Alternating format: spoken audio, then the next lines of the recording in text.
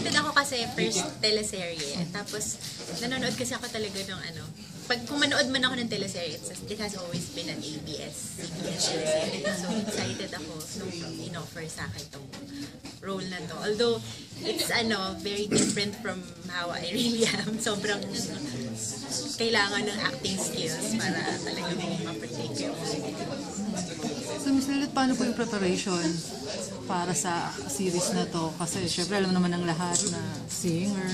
Oo. Nanonood ako ngayon ng mga pwede kong parang reference na mga characters na parang base dun sa character description na binigay nila sa akin. Yun. Tsaka, I'm trying to slim down. Kasi kailangan sa role. Yung role niyo po dito is, kayo po yung nanay ni Xander? Yes. Okay. Ako yung mami niya na very workaholic.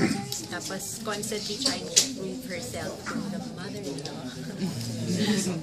Yun. And ako yung magpapahirap sa kanila. Miss Lilith, saan po nanggagaling yung parang we're trying to reinvent para po magbalik sa showbiz? Ano po yung tutulak sa atin? Actually, wala akong kaplano-plano. Nagulat na rin lang ako kasi nag-open yung doors. Parang nag-guest lang ako sa Singing Bee. And then, ayun, biglang tinawagan nila ako na, would you like to try out? Parang may go-see. Tapos sabi ko, sige, game, try natin. Parang something new. Tapos, yun, nagulat na lang ako. The following day, tinawagan na nila ako.